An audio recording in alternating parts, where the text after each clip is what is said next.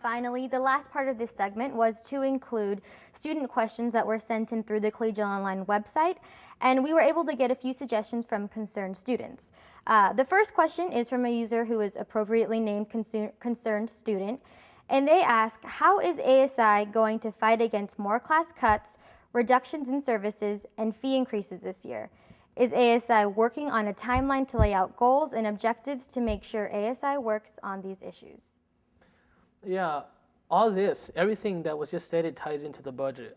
When we have a budget passed that's supportive of the CSU system and it's supportive of Fresno State, then all those questions and concerns that were asked will be answered.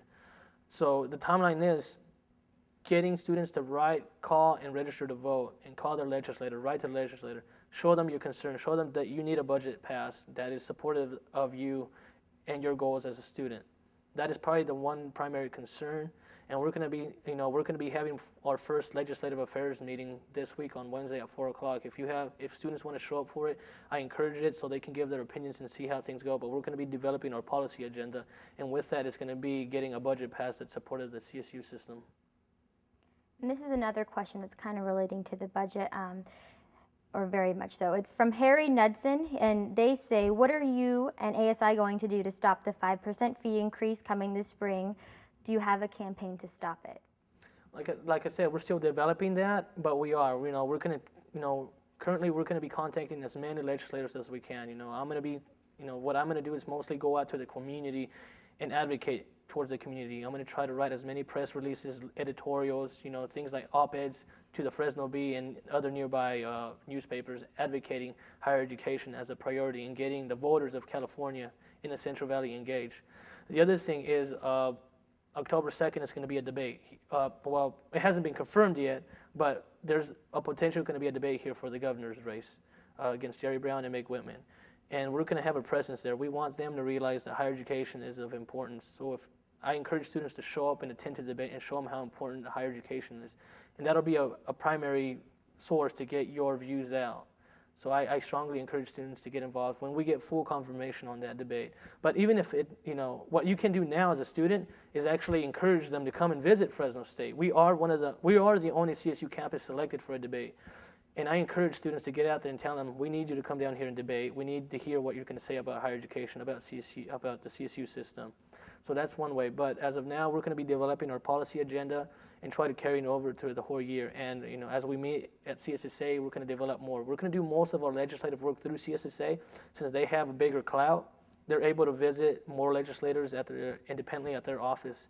But that's our goal.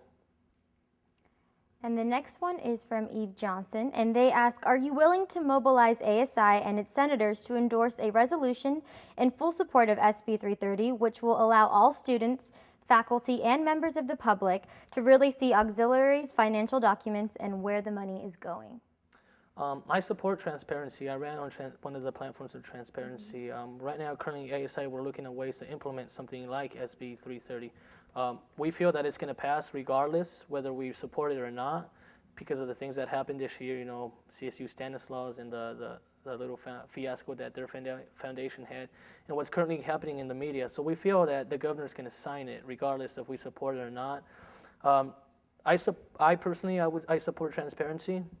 That's up to the Senate. Sadly, I can tell them all I want, but if the senators feel that they don't want that, that's something else. But through me and through my belief, I'm supportive of it, and I'm working on getting a policy that mimics SB 330 or stuff like that.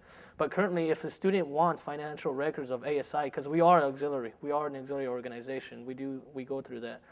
You can come up anytime you want and ask for the documents, and we'll give it to you. There's no problem with that. We don't have anything to hide. As I researched ASI and what happened, I looked at the documents and everything. That's one thing I looked was from the 1990s on. So we have nothing to hide. We want your guys' trust. And so if you have concerns of how we're using the money, where is it going to, what are we buying, this and that, come to me. We'll get those documents. Sometimes if you're looking for documents that have been from past years, it might take longer because we have to look through them and through the archives, but we'll find them. And finally, Mark Cohen asks, Will ASI take leadership the way they should this year and mobilize and advocate for students, or will they allow other students to outdo them in fighting for students? Last year, ASI was shamed by the great actions taken by students that are non-ASI elected. I don't want to be outshined by anybody, but I don't want to outshine them either. I think we can work together. I think we have the same goals. We all have the same goal is to get educated, graduate, go out there in the workforce, make our community better, make California better, make the United States and the world better. So I feel that we can work together. We can plug in those students that were involved in those into ASI committees, into university committees, and let their voices be heard. We can work with them and let their voices be heard too, because we have the same goal in the end.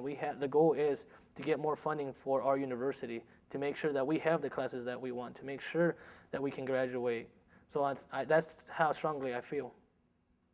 Well, thank you again for joining us today, Pedro, and thank you to those who participated in today's interview by sending in your questions.